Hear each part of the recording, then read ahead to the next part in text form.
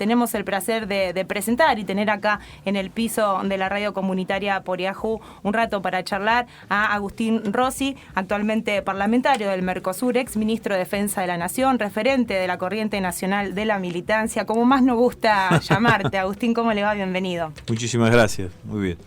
Bueno, estamos un poco, la verdad que también agradecidos porque a veces no es común que los funcionarios se acerquen a organizaciones libres del pueblo, como le decimos nosotros, que vengan hasta el barrio, que conozcan lo que hacemos. Y en el caso de la organización de Poriajú, que hace 20 años que trabaja en este cordón industrial que no es fácil, que nunca ha sido fácil, y la verdad que es un síntoma del crecimiento también que hemos tenido para con la población. Así que muchísimas gracias. No, muchas gracias a ustedes, felicitaciones por el trabajo y por la organización. Y bueno, cuando tengo tiempo trato de estar. No siempre es posible a veces, pero bueno, la verdad que es independientemente de todo de las cosas que yo más valoro en la militancia, digamos, ¿no? En la posibilidad de tener el contacto directo con los constructores de poder popular en cada uno de los lugares, ¿no? Y agradecer, además de la visita hoy, aquí con la presencia física en este barrio, en Barrio Copelo de Capitán Bermúdez, agradecer siempre la predisposición de Agustín, porque ha salido muchísimas veces por teléfono a dialogar sobre determinados temas con nosotros, así que agradecer sobre eso. Incluso recuerdo que en una de las coberturas que hicimos de FM Poriajú, junto a Martín, nuestro operador, estuvimos presentes en la Casa Rosada para un 25 de mayo, allí acreditados, y también pudimos hacer una entrevista con vos. Así que bueno. No nos habían echado en ese momento. No. En ese momento nos permitieron acceder, nos pudimos acreditar como radio comunitaria, nada más y nada menos, que es algo que se permitió que tengamos gracias a la ley de medios. Un poquito de eso también estábamos hablando fuera de micrófono con Agustín, pero cuando le contábamos a los compañeros que ibas a venir aquí a las instalaciones de nuestra organización, porque no solo es la radio. Está el área de economía, el área de educación, el área de comunicación, si no los compañeros se ponen celosos. Pero cuando les contábamos, dicen, viene de estar con Maradona y va a estar en realidad, Agustín, así que eso es lo más importante. Sí, que nos cuente qué te dijo el Diego, en realidad. Salimos ahí abrazados con el Diego. Y estaba re cholulo el Diego, quería sacarse una foto conmigo. Hizo muy bien porque después ya te venías para acá y no iba a ser fácil. No, era un momento. Yo no lo conocía personalmente. Había estado alguna vez en algún acto, me parece que cuando Cristina lanzó el fútbol para todos y él era técnico de la AFA, pero bueno. Bien. Yo también soy medio. No es que me tuvieron que empujar, digamos, ¿no? pero bueno, cuando me vio, me saludó y ahí salieron las fotos y justo, bueno, lo había convocado Víctor Hugo con el tema de los 30 años del partido ese contra Inglaterra en el Mundial 86. Yo me acordaba, después me acordé que hace 30 años estábamos con los compañeros de la JP mirando el partido, digamos, claro, ¿no? En ese momento, en 1986. Pero bueno, es un símbolo de los argentinos, el Diego, ¿no? Sin ninguna duda. Bueno. Un símbolo importante.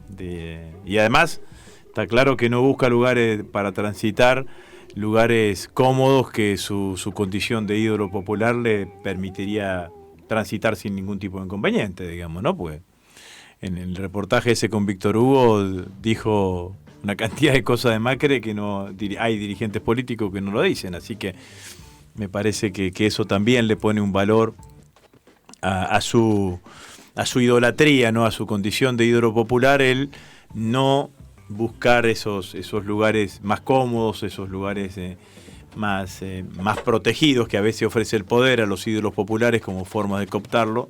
El Diego es como que siempre se ha revelado a eso y siempre ha interpelado a esa cuestión del poder, irse a recuperar de sus adicciones a Cuba, o su amistad con Fidel, su amistad con Chávez, con Néstor y con Cristina, su reivindicación de Cristina ahora en este momento. Parece que eso le da a su condición de líder popular, le da una dimensión distinta, porque es distintivo de otros liderazgos, digamos, ¿no? de otros ídolos populares que por diferentes circunstancias han estado más cómodos transitando esos caminos del poder, digamos, ¿no? Esos bien arropados, bien protegidos, y seguramente son las cosas que pasan. Pero bueno, la verdad que contento de ese encuentro, digamos, ¿no? Agustín, un poco recién hablabas de la juventud y queríamos empezar por ahí, contarnos y contarle a nuestra audiencia cómo fue tu cercanía a la política, cómo empezaste. Obviamente sos parte de una generación Sí. Que era parte de la vida cotidiana, Sí. pero bueno, particularmente a qué edad arrancaste, cómo fue tu inicio. Yo llegué a Rosario a los 17 años. Llegué en el año 77 a estudiar ingeniería. Me tocó la primera generación de examen de ingreso y empecé a militar en el 80, más activamente. Pero yo mi primer libro de política lo leí a los 12 años. 12, 13 años, que leí una historia, una de las tantas historias del Che.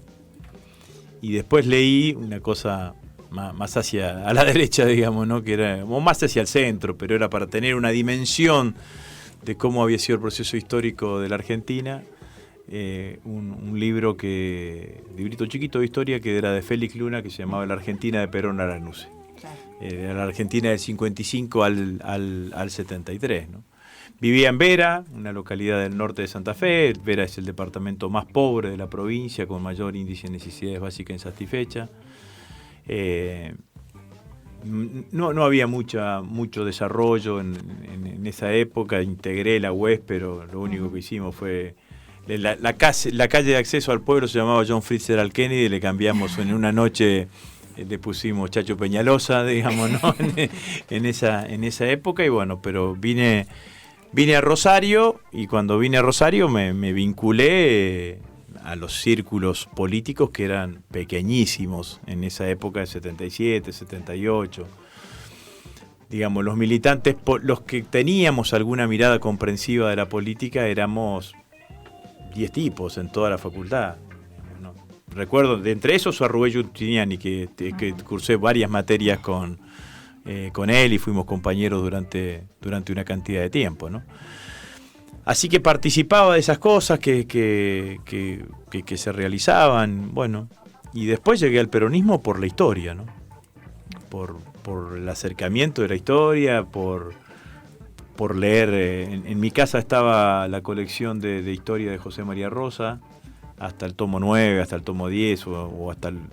bueno, era bastante pesada esa colección, pero bueno, eso me permitió acceder a algunas cosas, y después algunos de esos libros que te lo pasaba, algunos con bien forrados, con tapa de papel madera, de Arturo Jaureche, algo de Peña Lilo.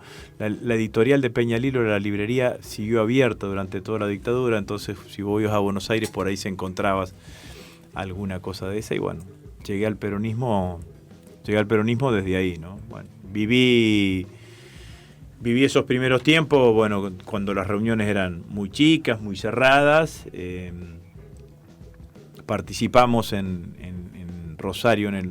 Rosario siempre fue singular, porque en el 79 la Asociación Empresaria hizo un apagón contra el plan económico de Martínez de Oz, ¿no? Entonces como que había alguna cosa distinta, ¿no? Y en el 82, cuando se hace la movilización del 30 de marzo, nosotros fuimos como Juventud Peronista a esa movilización. Y el 2 de abril me encuentra arriba del colectivo en Buenos Aires, porque iba a una reunión de la organización a la cual yo pertenecía, de Juventud Peronista. Así que yo me bajo en retiro y me encuentro con la noticia que habíamos invadido Malvinas, y bueno, a partir de eso ya la militancia fue full time y full time. Así que ese fue el inicio, ¿no? Bueno, después fui concejal en el 87 hasta el 91, después tuve una etapa de retracción con el menemismo. Eso, y con el queríamos llegar un poco también, bueno, cortar, pero en realidad cómo cómo ha vivido tu generación, o por lo menos el grupo con el que te vinculabas, el menemismo, ¿no? Esta contradicción grande que a veces se plantea dentro del peronismo, ¿no? Y que sabíamos de esta historia, y mucha gente de tu edad que volvió luego con el kirchnerismo a sentirse seducido por un montón de banderas que por ahí no sentían, que habían perdido. Digo sentían, no me siento parte de esa parte porque uno era un poco más chica, ¿no? Pero ¿cómo podés contarnos esa historia? Nosotros, viste que hay generaciones juveniles, ¿no? Nosotros somos la menos glamorosa, digo yo. Pues está la generación de los 70 con todo lo que significó los 70, el lucha y vuelve, la lucha armada, bueno, el predominio, todo lo mágico que tenía la Revolución Cubana en ese momento, bueno, es esa generación que es la gran víctima de la dictadura, ¿no? Con los 30.000 compañeros desaparecidos. Y después es como que pasás de ahí a la generación del Bicentenario, ¿no? Esta generación que se movilizó fuertemente a partir de la convocatoria de Néstor y Cristina y de la recuperación de las banderas de la política y demás. Yo me siento parte de una generación que es la generación que peleó contra la dictadura estando en libertad, digamos, no estando preso porque no militábamos o no teníamos lugares de relevancia porque éramos muy chicos en el 73, 74, 75. Fue el golpe del 76 y yo tenía 16 años, digamos, ¿no? Entonces éramos, y vivía encima en el norte de la provincia. Pero que participamos de eso y participamos de alguna manera de todo lo que fue la primavera alfonsinista. Claro. Porque independientemente de que nosotros no éramos peronistas y vivimos la derrota electoral del 83, el fenómeno de la primavera alfonsinista, la recuperación de las libertades, el despertar de una cantidad de cosas, digamos, ¿no? Desde la cultura hasta el sexo, digamos, ¿no? Porque era así, digamos, ¿no? La dictadura te atrapaba en todo, digamos, ¿no? Vivir las cosas con mucho mayor libertad, digamos, sentir la sensación de que podías andar sin documento. Digamos, ¿no? Que la estamos perdiendo ahora, ¿viste? No nos damos cuenta, pero la estamos perdiendo. Bueno, todo eso significaba una cantidad de cosas. Entonces, la ruptura de ese sueño tiene un punto de inflexión que es el Felices Pascuas. ¿No? Independientemente de todas las explicaciones posteriores que dio Alfonsín y la ley de obediencia de vida, bueno, ahí eso genera una implosión y es como que se pierde la primavera alfonsinista y después, bueno, viene la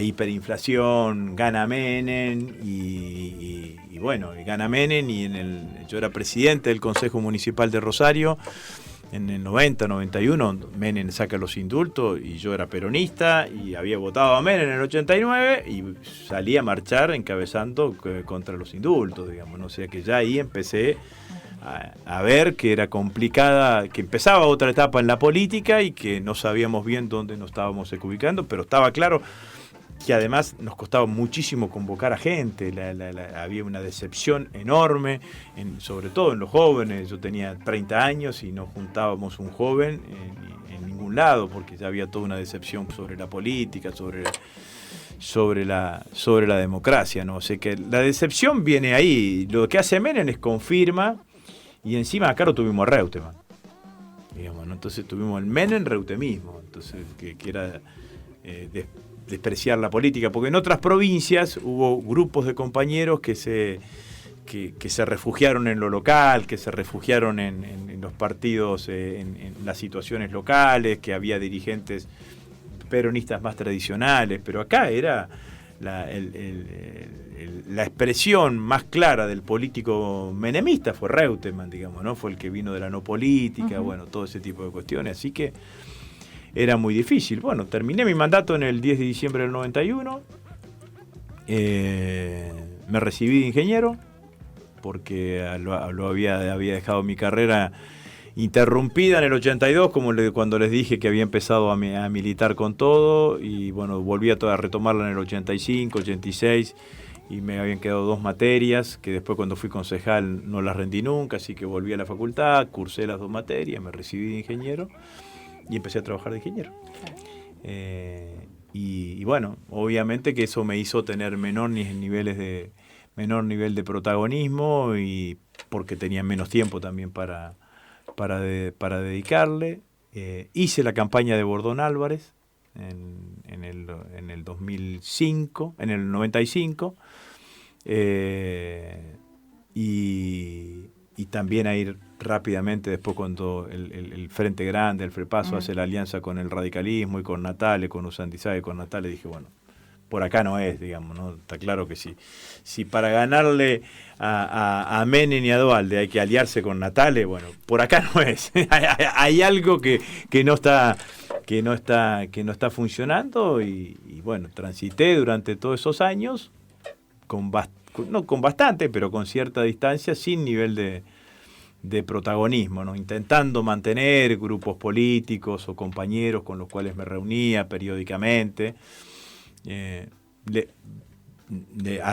en el 91 yo les había transmitido a todos los compañeros del territorio nuestro que había que insertarse en las asociaciones civiles. Mandé a casi todos a trabajar en vecinales, en clubes y demás para sostener la política desde ahí, pero bueno, sin un objetivo en esa época de poder ni de nada que se le parezca, digamos, ¿no? Y después, en el 2001, me convoca un dirigente que hoy está en el PRO, que es Norberto Nicotra.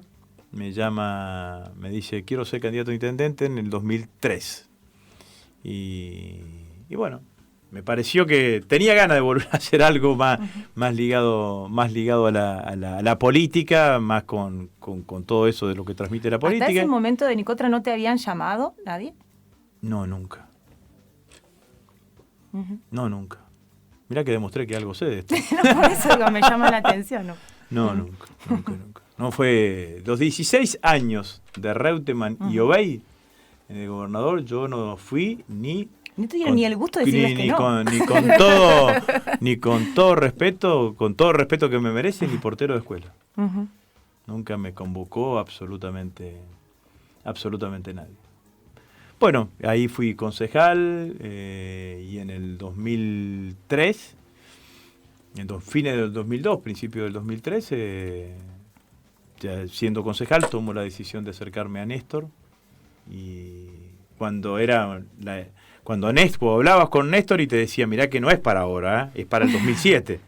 Claro. Néstor te decía, mirá que no vamos a ganar en el 2003, pero vamos a construir un espacio político nacional y vamos a tener protagonismo. El plan de Néstor era él que peleaba la presidencia, no ganaba, Cristina gobernadora, claro, de Santa Cruz, y desde esa referencia y la gobernación de Santa Cruz y alguna cosa más, construir para pelear en el 2007. Bueno, aparece la posibilidad de la alianza con Duhalde, eso le da competitividad, sin ninguna duda, que no la teníamos hasta ese momento. Néstor solo llegó a medir el 7%.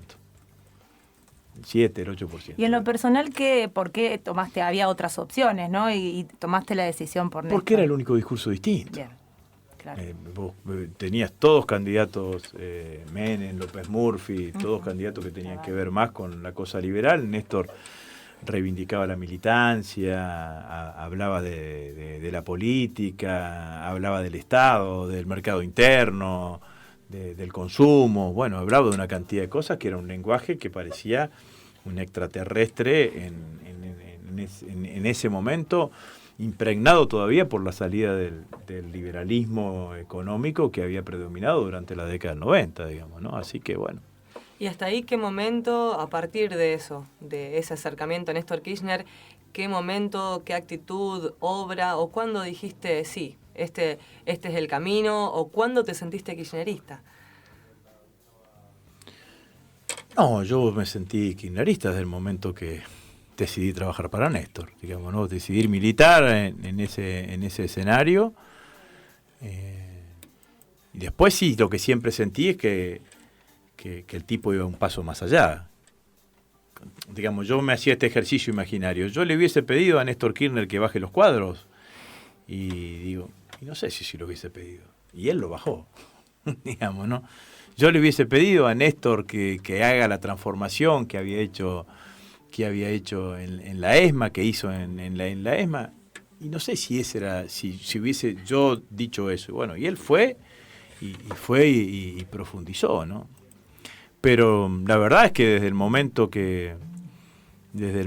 en que Néstor decidió ser candidato, que fue candidato, que nosotros tuvimos una reunión en la Casa de Santa Cruz con él, y nos pusimos a trabajar en Rosario por sobre todas las cosas. Éramos el grupo, yo era concejal, o sea que era muy poco institucionalmente, pero lo poco que teníamos institucionalmente lo teníamos nosotros, así que éramos el grupo político más importante para sostener la campaña ahí en Rosario. Bueno, después vuelvo a encontrarlo a Néstor, porque Néstor asume ese 25 de mayo del 2003, el 20 de junio del 2003 que viene acá. Y bueno, él se acordaba, digamos, ¿no? Yo era concejal, se acordaba que yo había militado con él. Y después es como que había desaparecido del escenario. Porque bueno, era un concejal que había apoyado la dimensión de los problemas, era una cosa enorme, hasta que se da la coyuntura de las elecciones del 2005, en donde yo estaba haciendo campaña para mi candidatura a la reelección como concejal, porque terminaba, yo había sido 2004-2005 presidente del Consejo, tenía buenas posibilidades de volver a ser reelecto concejal. Y se da una coyuntura en donde, sobre todo María Eugenia Bielsa no acepta ser candidata a primer diputada nacional, cuando siendo vicegobernadora, porque dice que quería terminar su mandato y demás, y bueno, y lo que yo reconstruyo de eso, digamos, ¿no? Es que Néstor dijo, bueno, era contra Wiener, hay que pelear con alguien de Rosario, si peleamos con alguien de Rosario, peleamos con alguien que sea nuestro, digamos, ¿no? Entonces ahí salga. Yo tenía una relación con Alberto Fernández, a través de otro compañero también, y bueno, estaba Mazón en ese momento también, que opinaba sobre la política santafesina. Así que bueno, fui candidato a primer diputado nacional. Después un día me llama Alberto Fernández, me dice, vamos a lanzar la campaña en Rosario, un acto donde vas a hablar vos y Cristina, que fue el acto ese en Newell's. Bueno, todos dicen que salió un buen discurso y que ahí Néstor a alguien le dijo, bueno, él va a ser nuestro presidente del bloque, y así fue, ¿no? Y después lo demás es más conocido. Agustín, a lo mejor la respuesta que vas a dar a esta pregunta que te voy a hacer puede explicar alguna otra cosa, a lo mejor de estos tiempos. Menem se presentó a 3 elecciones para candidato a presidente y ganó las 3 elecciones. Sí. La primera, ni hablar. La segunda, después de todo lo que había pasado, las privatizaciones y todo conocemos. Y con el 18% de desocupación. Sí, y con el 18% ganó la reelección y después ganó la otra elección. ¿Qué explicación hay? Vos tenés que explicar de qué pensamos nosotros, qué hacemos nosotros de este lado, ¿no? Que vamos a votar. ¿Qué explicación hay por qué ganó Menem? ¿Por qué ganó en 3 elecciones Menem? Bueno, la primera me parece que estaba claro. Está bien. Está claro, digamos, sí, ¿no? La crisis de la hiperinflación, sí, el deterioro. Nosotros hoy vamos a terminar con una inflación del 50%. Tuvimos una inflación de 1.700% en ese año 89. La verdad que era terrible, ¿no? Era, bueno, entonces me parece que ahí estaba claro, ¿no? Me parece que la segunda elección es porque para el tipo que había quedado dentro del sistema, la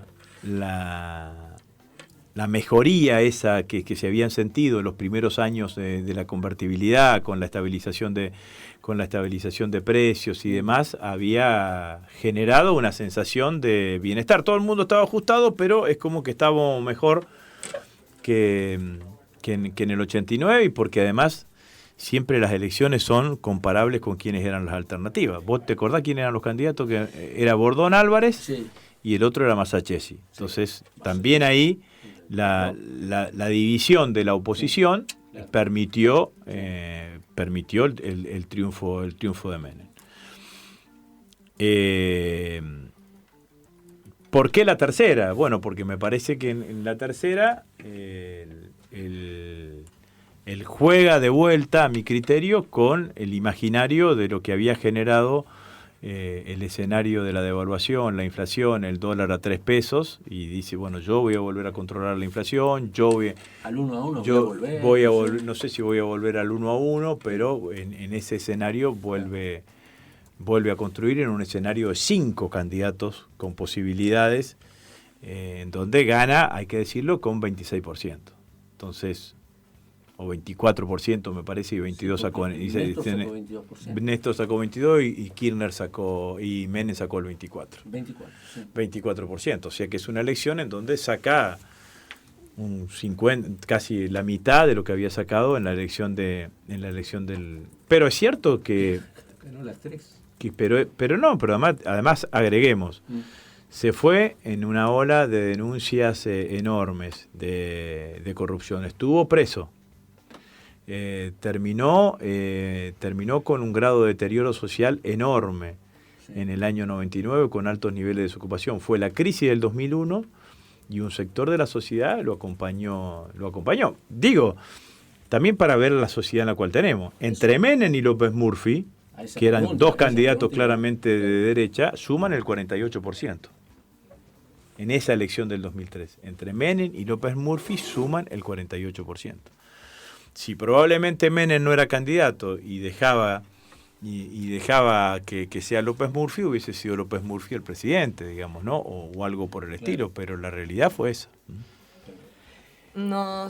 Enzo, sí. No, una pregunta un poco más larguita quería hacer, pero de todas maneras si va a ser un... Vamos a hacer una pregunta que llega en un mensaje. Agradecemos a Ricardo que nos escribe, sí. Y después vamos a un tema, así hacemos la cosa un poco más radial. Ya sabemos que es una charla con mate en el medio, pero para seguir con los parámetros de radio, te hacemos esta pregunta si querés, y después queda también pendiente la de Enzo para cuando volvemos del tema. Ricardo nos pregunta... nos dice, hola a todo el equipo. Para preguntarle a Rosy, saludos a Agustín que lo vi en Costa Salguero, dice, ¿se acaba el kirchnerismo o no? ¿Podría existir sin Cristina o Máximo? Ya se adelantó. Mucho. Vamos por Menem, ¿viste, Ricardo? Pero... si les parece, vamos a un tema y después seguimos con estas preguntas y las que nos quieren hacer en nuestra radio.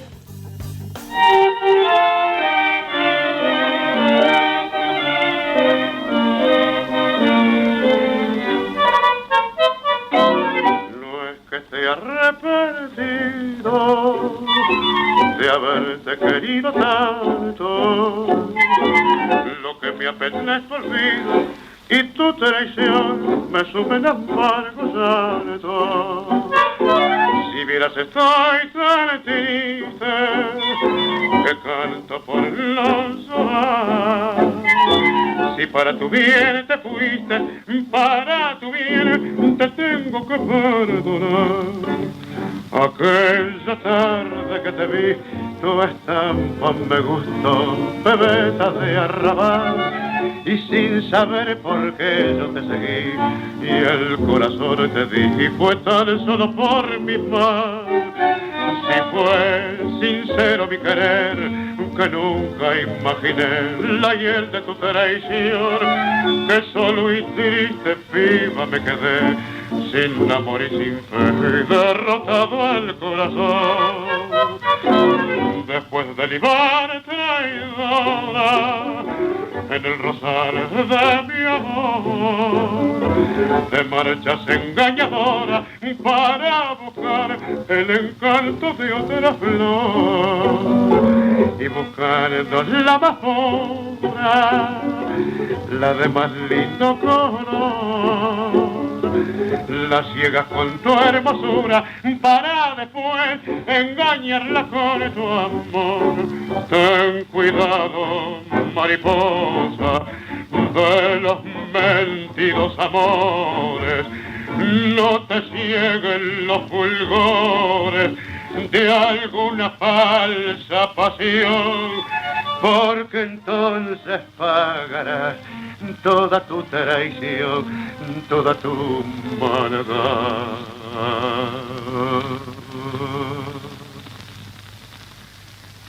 No es que estés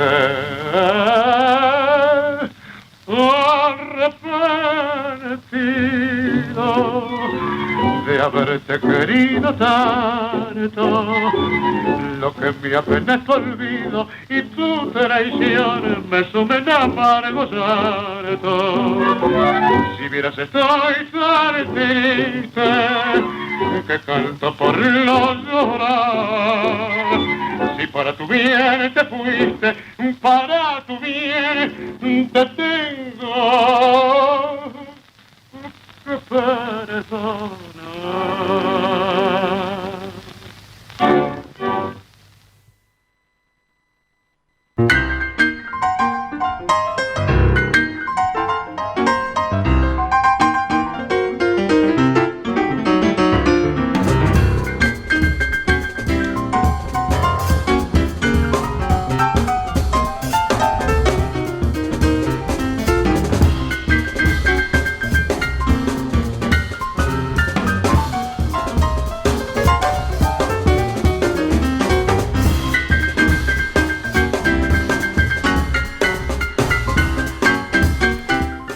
Continuamos en Reporter Porijú, recordando a Carlos Gardel también en este aniversario que tiene el 24 de junio para todos los argentinos, con cantidad de personajes que mencionamos hace un ratito también. Bueno, gracias al operador por ilustrar esta tarde. Continuamos acá con Agustín Rossi, entre algunos mates. Agradecemos a Soledad Chorín, a Tony Cerdera también, del Espacio por la Memoria, la Verdad y la Justicia de San Lorenzo. Hay músicos de La Calada. Hay una cosa muy linda, ¿no? Que genera todos los integrantes de Poriajú también. Todo porque vos fuiste a ver al Diego Maradona y todos queríamos escuchar. No. Ya he hecho un recorrido por su historia que amerita mucho más que lo del Diego. Bueno, habían quedado ahí algunas... Sí, Enzo tenía otra pregunta para hacer. Sí, bueno, mira, la idea es la siguiente. Nosotros estamos atravesando en este momento por una situación muy compleja, ¿no? Está a ojos vista y no se oculta como nunca la gran transferencia de recursos de un sector a otro sector de una manera descarada, ¿no es cierto? ¿Cuál es la estrategia de la oposición para resolver este problema? Porque este problema hay que resolverlo, no lo podemos dejar así porque vamos a terminar. Bueno, me parece que podemos tomar las dos preguntas, ¿no? La del compañero que escribía por Facebook y ya para meternos en la actualidad. Veníamos tan lindo con el pasado. Después podemos volver. Sí. Pero iba bueno. a llevar a la 125, no sé si te iba a gustar mucho esa época. Pero tengo cosas contradictorias con la 125. A veces le pego un par de cachetadas y a veces la abrazo también.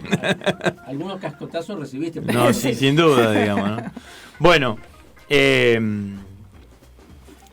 indudablemente que es un momento difícil, y creo que estas últimas semanas han sido más difíciles dentro de lo difícil para lo que significa el campo nacional y popular, ¿no? No me voy a detener en lo que es el gobierno, que todos sabemos que es un gobierno clásico de derecha, fuertemente liberal en lo económico, que produjo una fenomenal transferencia de ingresos de los sectores de ingresos fijos a los sectores más concentrados. Voy a dar solamente un dato que quizás no se conoce tanto, pero como se lo escuché a Mercedes Marcó del Pon hace algunos días, digo como ejemplo, ¿no? El gobierno dice que con la eliminación de los subsidios o con la supresión de parte de los subsidios para lo que provocó los tarifazos de gas y de electricidad, se ha ahorrado 140.000 millones de pesos por año. Eso significan 12.000 millones de pesos por mes, números redondos, te da 144.000. El gobierno, el Banco Central, le paga a los bancos 19.000 millones de pesos por mes por lo que significa el pago de las tasas de interés de las letras de las LEVAC. Entonces lo que hicieron fue le metieron la mano en el bolsillo a la gente de esos 12.000 millones de pesos por mes para dárselo al Banco Central que le pague que le pague a los bancos, por lo tanto es ganancia que pierde el Tesoro de la Nación, digamos, es clarísimo, digamos, ¿no? Todo esto cómo funciona. Pero ciertamente este modelo de acumulación liberal no ha encontrado en la generalidad de la dirigencia política y de la dirigencia sindical teóricamente opositora, digo teórico entre comillas, no ha encontrado una oposición fehaciente, ¿no? La única dirigente que aparece claramente como opositora es Cristina Fernández de Kirchner. Vino Cristina, estuvo 8 días cuando la llamaron a declarar y el escenario político se corrió hacia la oposición. Se volvió Cristina hacia al sur, y parece que el escenario para el presidente, para Mauricio Macri, se maneja con muchísima comodidad, ¿no? No le cuesta nada obtener los dictámenes en la Cámara de Diputados y en la Cámara de Senadores. Cuando hay algo que no le gusta, como la ley antidespido, la veta, y tampoco pasa absolutamente nada, ¿no? Eso que es, en términos generales, en la oposición, uno no lo puede achicar y decir, pasa dentro del peronismo. En el peronismo hay dos posiciones. En un lugar está una cantidad de dirigentes que tienen una mirada más conciliadora con el gobierno de Mauricio Macri y más distante de Cristina. Y en otro lugar estamos dirigentes que tenemos una mirada más crítica con el gobierno de Mauricio Macri y más cercana al liderazgo de Cristina. Indudablemente en esta posición hay más dirigentes, en la primera posición. La mayor parte de la dirigencia está contenta con ese rol, con un rol no confrontativo, con un rol alejado de la denuncia, con un rol más con el discurso de la gobernabilidad, de la institucionalidad, alejándose de lo que puede pasarle a la gente y a la sociedad en su conjunto, ¿no? Yo creo que en el otro lugar hay más gente. Digamos, yo vengo diciendo hace bastante tiempo, desde febrero, que hay más kirchnerismo en la gente que en los dirigentes, que hay más kirchnerismo en el pueblo argentino que dirigentes dispuestos a representar ese kirchnerismo, digamos, ¿no? Entonces me parece que esa tensión está claramente dentro del peronismo y dentro de la oposición, y que habrá que estar atento hacia dónde sigue, ¿no? Está claro que nunca como en otras oportunidades, aquella mirada que tenía John William Cook sobre el peronismo es el hecho maldito del país burgués, hoy es claramente aplicable al kirchnerismo.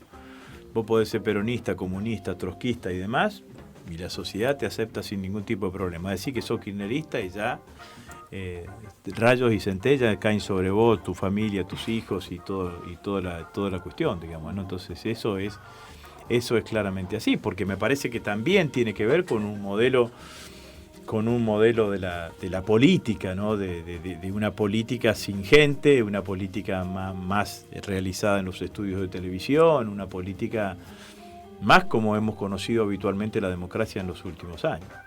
Entonces lo que hay que hacer es terminar con ese kirchnerismo. Las denuncias de corrupción son la estrategia principal para terminar con el kirchnerismo.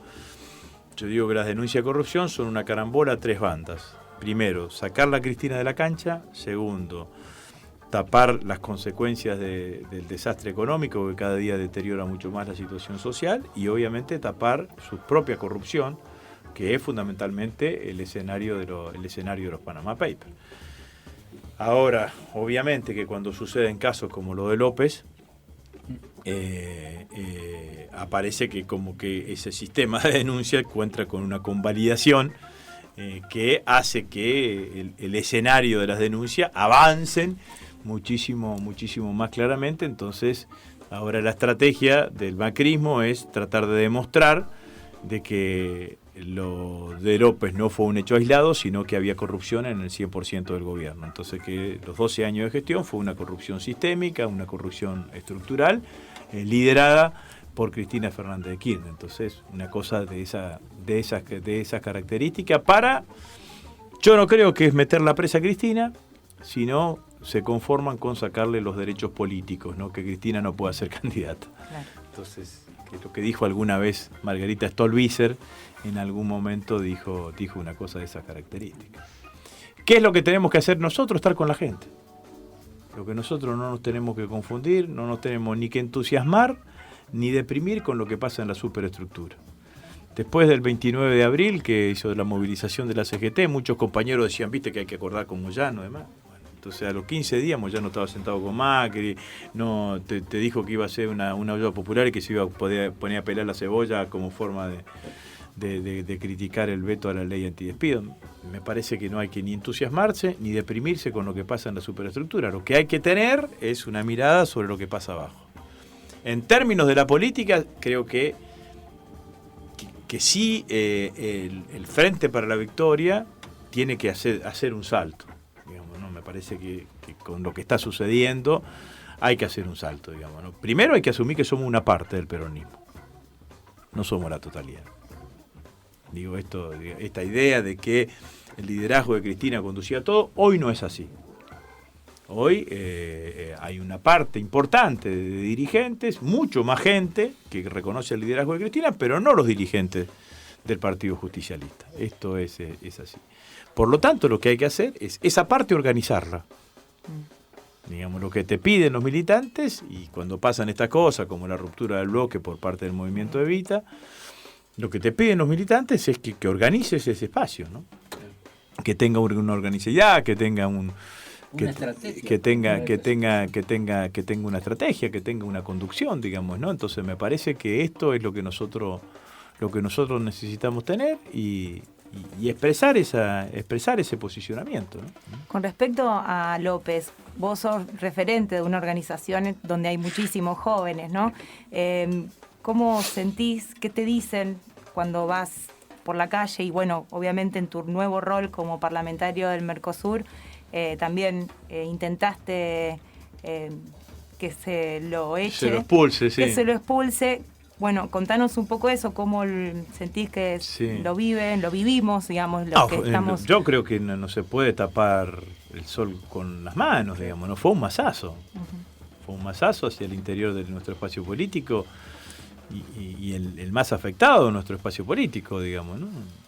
Y que lo vivimos con dolor, y donde más ha pegado es en nuestros militantes y en ese colectivo social, en esa base social que ha construido el kirchnerismo durante todos estos años, ¿no? Que además se retroalimenta mucho con esa militancia, ¿no? Entonces me parece que esto es así. Yo creo que hay que obviamente estar junto con nuestros compañeros, estar junto con nuestra base social. Creo que es un momento de poner mucho la cara, de escuchar, de charlar con cada uno de ellos, de condenar obviamente el hecho y después de tratar de que una vez que se genere la condena del hecho y que las cosas queden en claro en ese sentido, pasar a un estadio en donde uno pueda tener una mirada política de lo que está pasando, ¿no? Yo el otro día, nosotros en el Parlasur pedimos la expulsión de López. Se queda el PRO, es el que no nos da los números necesarios, pues cambiemos para votar la expulsión de López. Pero por el otro lado, Zubik se anda diciendo por todos lados que hay una cantidad de tipos que vamos a tener problemas en la justicia, entre los cuales me incluye. Y la verdad es que yo no tengo una causa.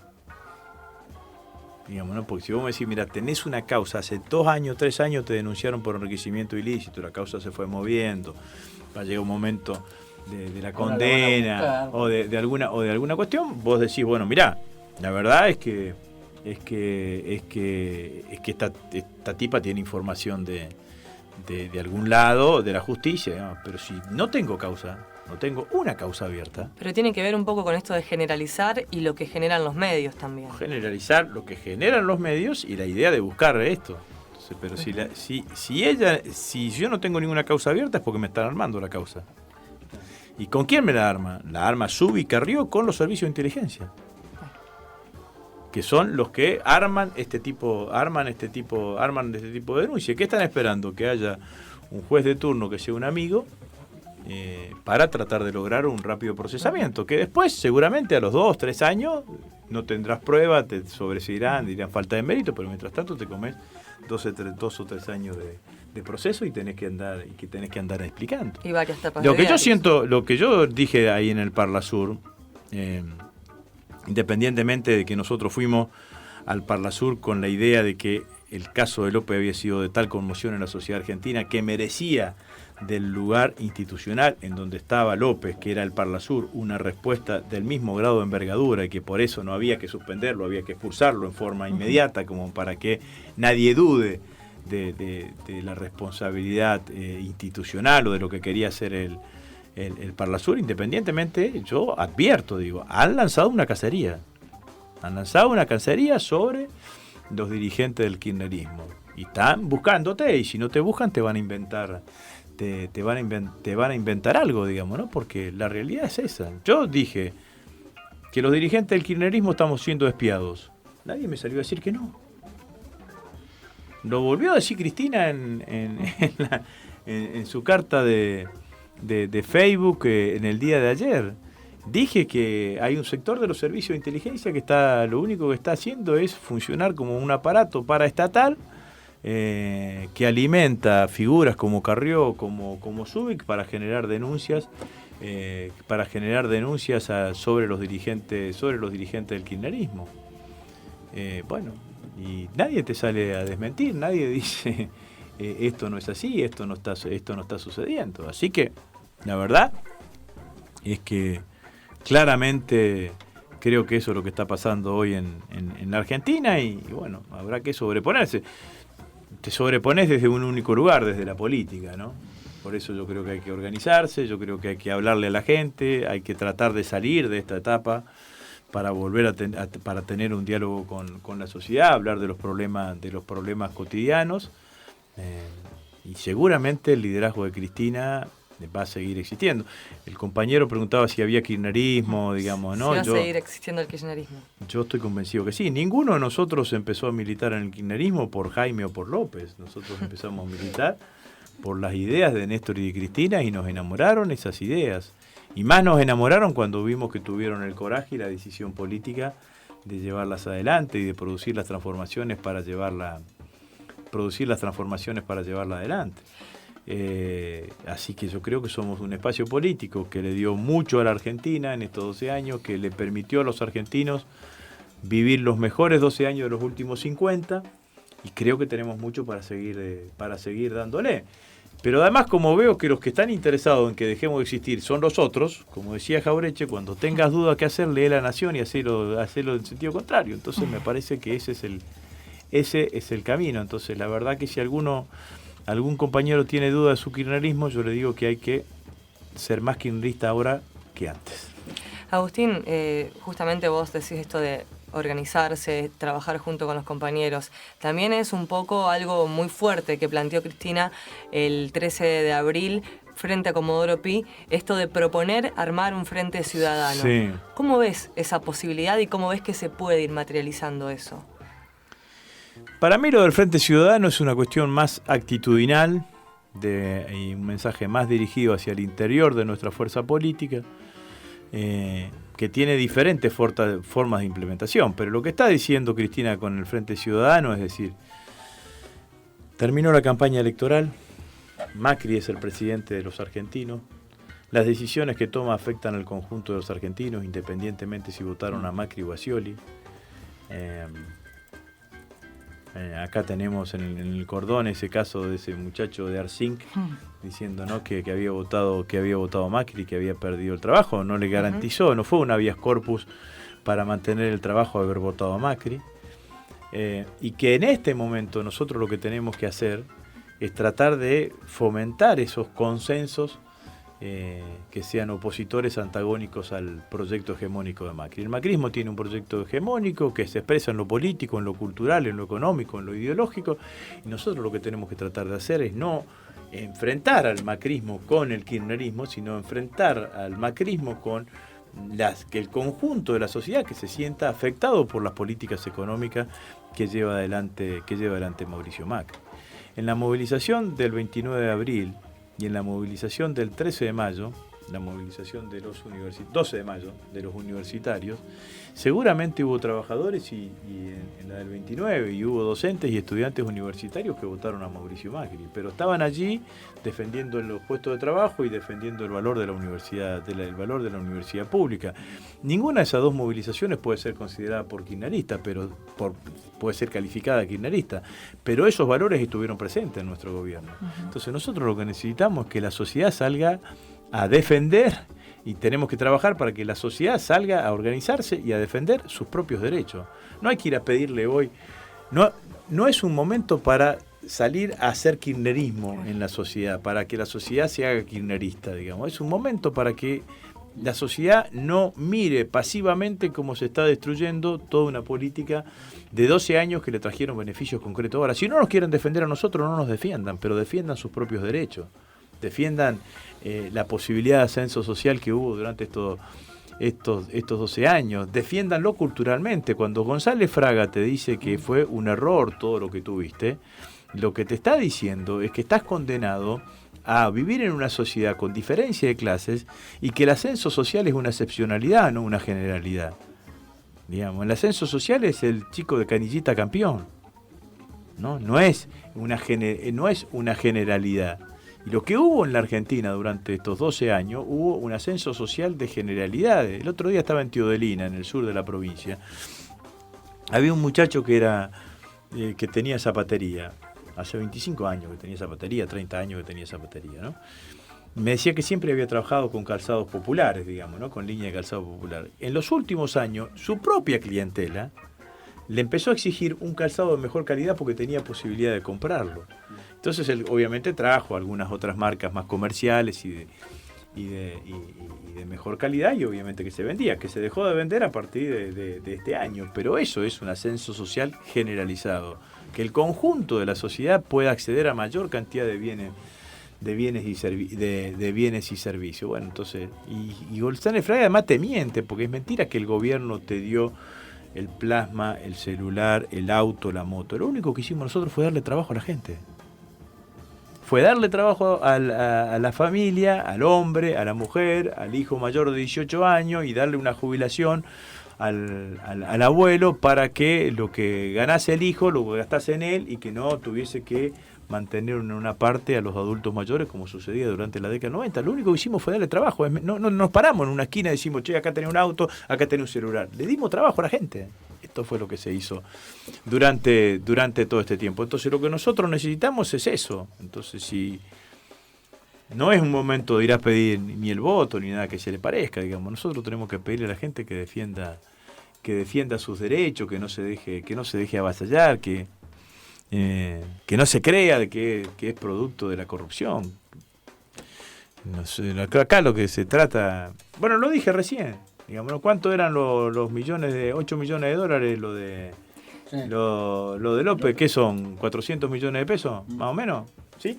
400 millones de pesos. Bueno, te robaron, te lo voy a decir claramente, 19.000 millones de pesos, 12.000 millones de pesos, 12.200 millones de pesos por mes para dárselo a los bancos en nombre de la eliminación de los subsidios. Eso no es la corrupción. 12.200 millones de pesos a los argentinos se lo sacaron y se lo dieron a los bancos. 19.000 millones. Sí, ahí está cuando quitaron las retenciones al grupo. Podés hacer esta cuenta que yo te hice, claro. La podés hacer con las retenciones, la podés hacer con lo que le pagaste, a los fondos buitres, la podés hacer absolutamente con todo. A Melconian en realidad, porque era parte de eso. Bueno. Voy a cobrar esa parte. Sí, también pensaba y que acá en el cordón industrial lo vimos muy bien, esto del que se generó como concepto y que funciona de la pesada herencia, ¿no? Que todavía le sirve hasta entrado el segundo semestre, que ahora se extiende hasta fin del segundo semestre, el cambio que se anuncia desde el sector económico. Bueno, y recordamos a un Néstor Kirchner asumiendo con una gran pesada herencia, y qué políticas económicas distintas, ¿no?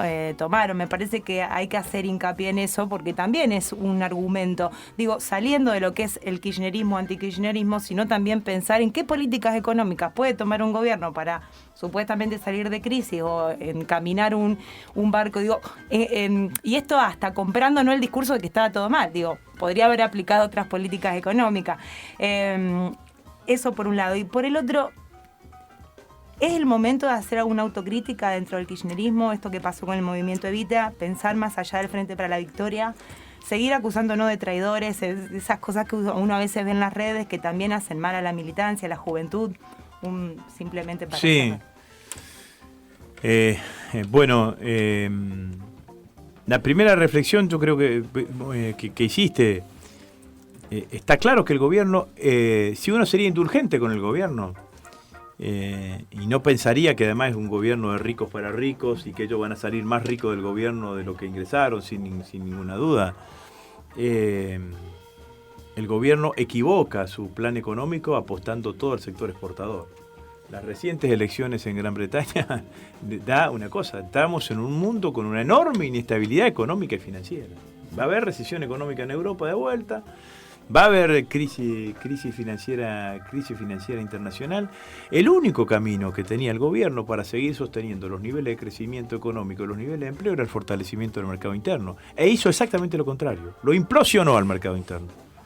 Entonces el gobierno tiene que si quiere salir de la crisis, lo que tiene que hacer es lo que no va a hacer, digamos, ¿no? Aumento de salario, aumento de jubilaciones y pensiones, políticas activas que fomenten el consumo, aunque eso genere déficit fiscal, digamos, ¿no? Esto es lo que tiene que hacer y tiene que llevar adelante.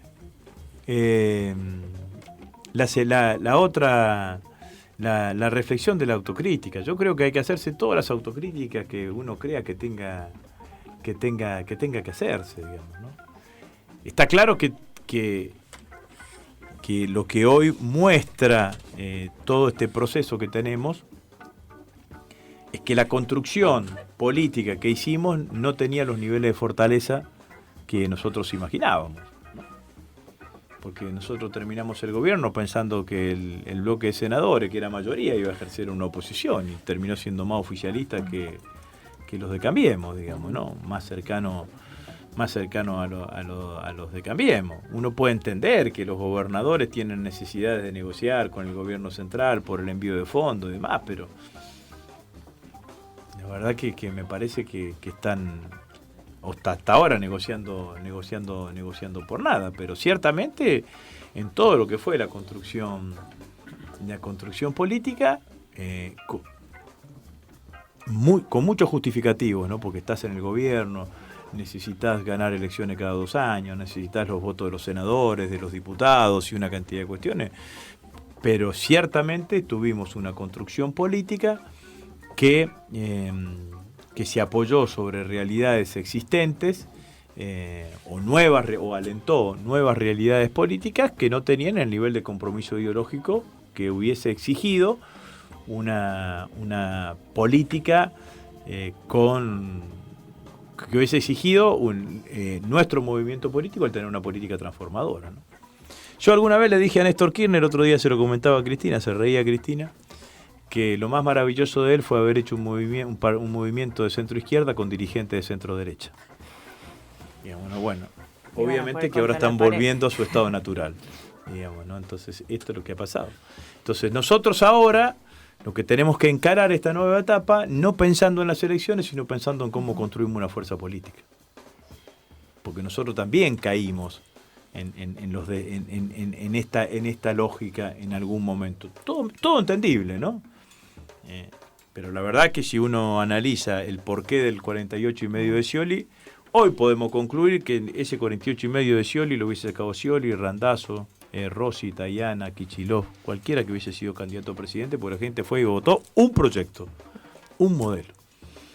Y que perdimos las elecciones cuando Scioli creyó que podía ganar las elecciones él cuando fue en la primera vuelta. En la primera vuelta, sí. Que terminó haciendo una campaña edulcorada, descafeinada, más cercana al centro del escenario político, no planteando una división ideológica, creyendo que el problema con Macri era naranja versus amarillo, digamos, ¿no? Entonces, a mí me parece que sin duda eso también tiene que tener una reflexión hacia el interior de nuestro espacio político, porque si no, nosotros siempre terminamos cayendo siempre en lo mismo, digamos, ¿no?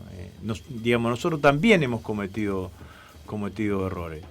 En la provincia de Buenos Aires, cuando fue la elección del 2013, pusimos como candidato a primer diputado nacional al intendente más parecido a Massa que teníamos, que era Martín Insaurralde. Uh-huh. Que no le fue bien en las PASO, que después de las PASO decidió personalizar la campaña en él, y lo que hizo fue asumir la agenda de Massa, le fue peor.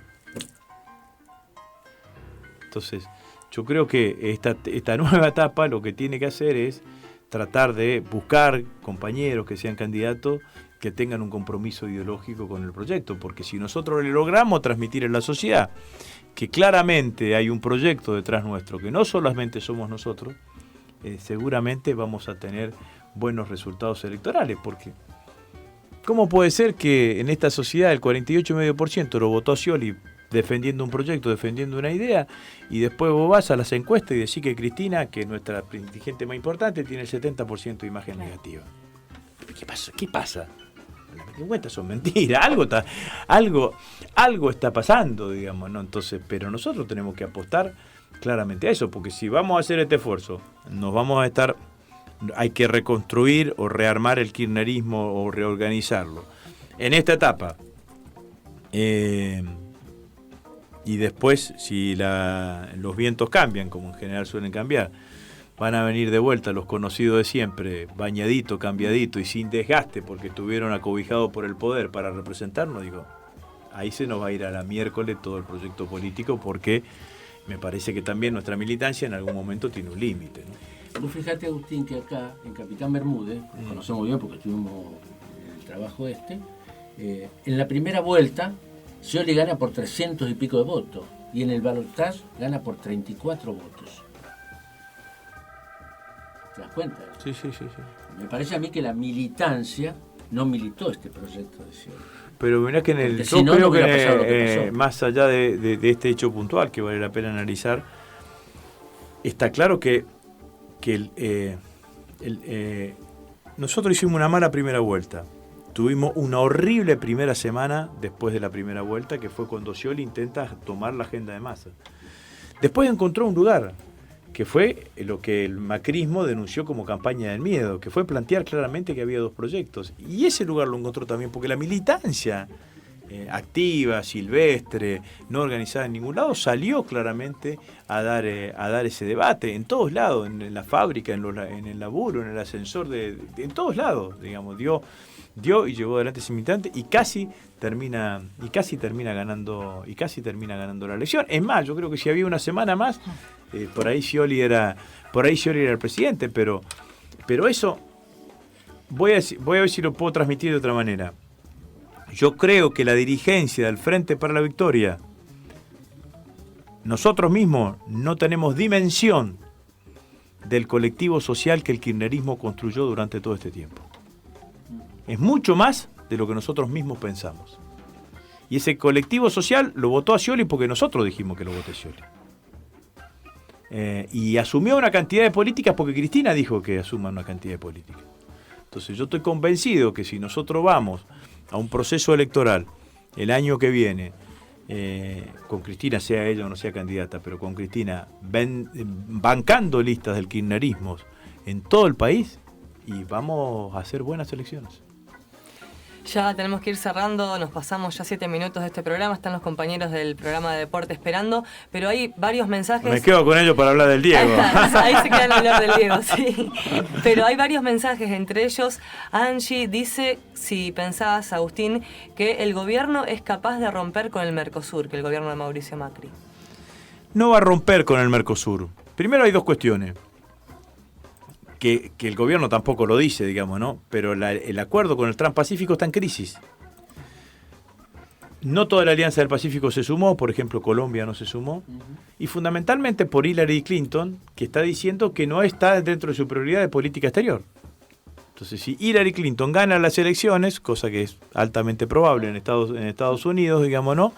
Seguramente eso está en crisis. Lo que sí está claro es que la mirada de Macri sobre el Mercosur es una mirada distinta a la que tuvimos nosotros durante todos estos años, mucho menos intensa, así que hay que acostumbrarse a tener menos Mercosur, menos UNASUR, menos CELAC, menos BRICS, más Estados Unidos, más Europa, más Alianza del Pacífico, pero no creo que eso signifique ruptura. Sí hay un desafío, digamos, ¿no? Que es cómo logramos llegar al arancel externo común, porque si salimos de ese camino, si retrocedemos de ese camino, bueno, la posibilidad de la unión aduanera cada vez se hace más difícil. El Banco también del Sur que no se pudo concretar. No. Ricardo había mandado otro Ricardo mensaje. también nos mandó otro mensaje. Dice, creo que Macri va a terminar siendo como definió Frank Zappa a Reagan, un presidente teleprompter, o sea, alguien que lee un discurso solo ejerciendo un deber. Ojo, Ricardo, qué oyente tenés. Sí, bueno, pero yo en realidad creo que puede ser que termine así. A los compañeros militantes no aconsejo subestimarlo. Digamos, ¿no? Por algo llegó presidente, es un presidente con poder. no es la alianza que hoy está en el poder, no es solamente Macri, es Macri, el poder económico, el poder financiero, son los medios de comunicación, un sector de la justicia, con apoyo internacional. Miren, yo me preguntaba por qué vino Obama a la Argentina cuando vino. El 24 de marzo. Pero además del 24 de marzo, que Obama estoy casi seguro que no lo tenía en el registro, digamos, ¿no? No estaba en sus efemérides. No estaba en sus efemérides. Lo cierto es que Obama va a ser recordado, la historia lo va a recordar como el primer presidente negro y el presidente de Estados Unidos que empezó a terminar con el bloqueo en Cuba y que visitó La Habana después de 60 años de bloqueo, no de 50 años de bloqueo. Después del viaje que lo va a inmortalizar en la historia, que fue el viaje a La Habana, viene Obama a la Argentina a darle la bala a Macri, ¿no?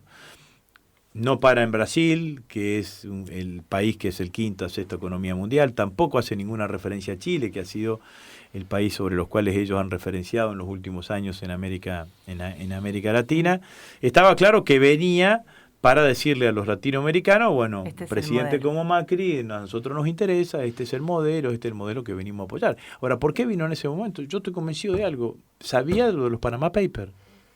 Entonces, los Estados Unidos, el presidente de los Estados Unidos no podía venir a visitar a un presidente que está acusado de lavado de dinero y de evasión impositiva, porque los Estados Unidos son el país que internacionalmente más impulsan los acuerdos contra el lavado de dinero, contra el GAFI 1, el GAFI 2.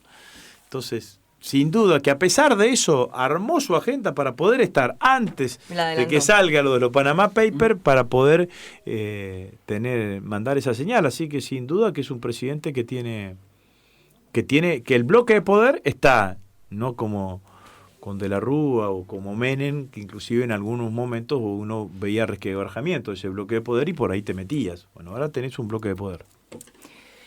No hablamos de Massa, pero no lo vamos a nombrar, no importa. No hablamos de él, lo dejamos ahí porque fue muy extensa la charla y la verdad que hay que dejarle paso a los compañeros de deporte que tienen el compromiso con su audiencia también aquí. Así que bueno, agradecerte por supuesto, Agustín, una vez más la presencia en la radio comunitaria y ahora te va a tocar conocer un poquito más lo que queda de la organización. Así que bueno, muchas gracias y siempre te estamos molestando para salir al aire también. No, muchas gracias a ustedes. La verdad que felicitaciones por toda la tarea y un gusto estar acá. Bien, gracias Agustín, gracias a todo el equipo, gracias Sole Chiodín, Tony Cerdera, los compañeros de la ciudad de San Lorenzo, también a tu equipo de prensa que está acompañándonos aquí. Y Enzo, gracias por acompañarnos. Es una hormiga de la mañana, pero... Enzo de Crota es comunista, te lo digo. No, eso no, nadie lo sabe a eso. No, pero yo se lo digo. Bueno, será hasta el lunes entonces. Nos encontramos el lunes a las 5 de la tarde en Reporter por Yahoo. Gracias Martín Bazán, nuestro operador en el día de hoy, y a todo el equipo que estuvo presente. Hasta el lunes, chau.